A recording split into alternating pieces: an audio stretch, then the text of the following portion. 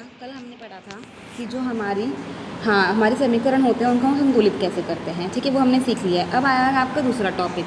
ठीक है, आज हम पढ़ेंगे कि रासायनिक अभिक्रिया के कितने सारे प्रकार होते हैं। ठीक है, कार्य नंबर 14 में, मतलब वर्कशीट नंबर 14 में हम पढ़ेंगे आज रासायनिक अभिक्रियाओं के प्रकार। ठीक है, तो रासायनिक अभिक्रियाओं के प्रकार क्या क्या होते हैं। देखो बेटा, ये कितने प्रकार की होती हैं? 4 प्रकार की होती हैं। ठीक है, क्या क्या होती हैं? संयोजन अभिक्रिया, वियोजन अभिक्रिया, विस्थापन अभिक्रिया और द्विविस्थापन अभिक्रियाएं। ठीक है, और इनसे अलग हमारी कुछ होती हैं रेडॉक्स अभिक्रियाएं। वो भी इन्हीं के अंदर आती हैं, बट हम अभी बाद में पढ़ेंगे। पहले हम इन चारों के बारे में पढ़ेंगे। ठीक है, तो हमारी जो संयोजन अभिक्रिया होती है, ठीक है, वो होती है A+B और AB। मतलब कि अगर हम 2 अभिकारक को मिलाएंगे तो हमारा एक उत्पाद बनेगा। 2 से मिलकर हमारा एक बन रहा है तो हम उसको बोलते हैं संयोजन अभिक्रियाएं। ठीक है, संयोजन अभिक्रिया के बारे में उन्होंने हमें दे भी रखा है यहाँ पे। ठीक है, यह एक प्रकार की रासायनिक अभिक्रिया है। इस अभिक्रिया में 2 या 2 से अधिक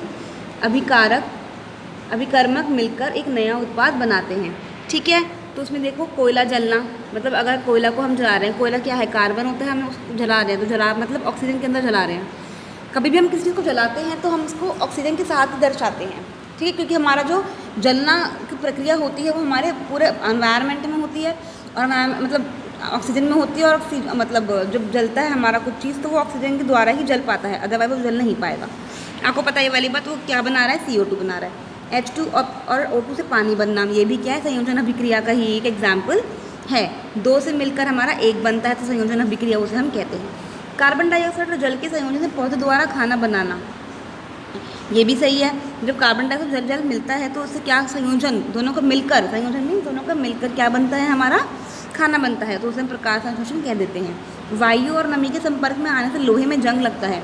जब वायु और नमी लोहे के साथ रिएक्ट करती हैं।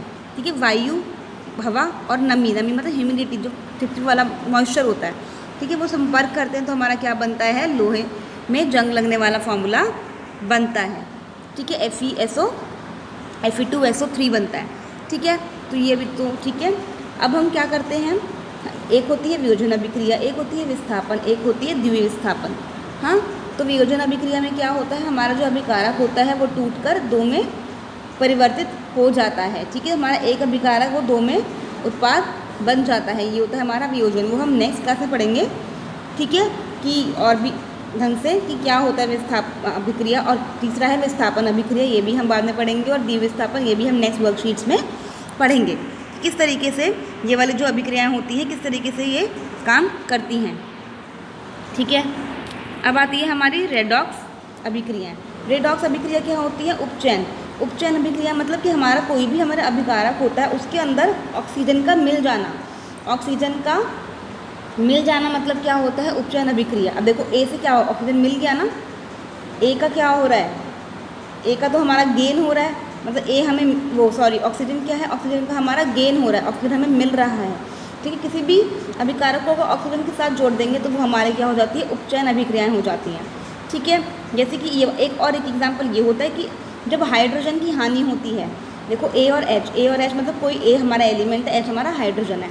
जब H की हानि होती है, जब हाइड्रोजन की हानि होती है तो भी हम उसको उपचयन अभिक्रिया ही कहते हैं। तो हमारे 2 कंडीशंस होती हैं यहाँ पे कि एलिमेंट के अंदर एक तो ऑक्सीजन का मिल जाना, उसे हम उपचयन अभिक्रिया कहते हैं, और हाइड्रोजन का हानि होना, हाइड्रोजन निकल जाना। हाइड्रोजन की हानि हो रही है ना, A से चला गया ना हाइड्रोजन, तो वो हमारी होती है उपचयन अभिक्रियाएँ। ठीक है, अपचयन अभिक्रिया क्या होती हैं? जब हमारे एलिमेंट के अंदर हाइड्रोजन की गेन होता है, मतलब हाइड्रोजन मिलता है, तो हमारा वो होती है अपचयन अभिक्रियाएं। और अगर ऑक्सीजन की हानि होती है, ये उल्टा है, बिल्कुल ही उल्टा है ये। ठीक है, तो जब हमारे एलिमेंट से ऑक्सीजन की हानि होती है, दिख रहा है आपको हानि होते हुए कि ऑक्सीजन की हानि होती है, तो हमारा क्या होती है? अपचयन अभिक्रियाएं। समझ में आ गया? उपचयन अभिक्रिया में ऑक्सीजन का मिलना और हाइड्रोजन की हानि होना उपचयन अभिक्रिया कहते हैं। अपचयन अभिक्रिया में क्या होता है? हाइड्रोजन की गे पूर्ति होना और ऑक्सीजन की हानि होना। ठीक है, उसे हम कहते हैं। इनको हम बाद में एक्सप्लेन के साथ पढ़ेंगे दूसरी वर्कशीट्स में। ठीक है, अब नेक्स्ट वर्कशीट में देखते हैं हम ऊष्माक्षेपी अभिक्रियाओं के बारे में हम उसमें देखेंगे। चलो बेटा इसी में देख लेते हैं क्या होता है। जो हमारी ऊष्माक्षेपी अभिक्रियाएं होती हैं, ऊष्माक्षेपी मतलब अभिक्रिया का मतलब होता है जिन सभी अभिक्रियाओं के दौरान ऊष्मा उत्पन्न होती है अर्थात तापमान बढ़ता है, उन्हें ऊष्माक्षेपी अभिक्रियाएं कहते हैं।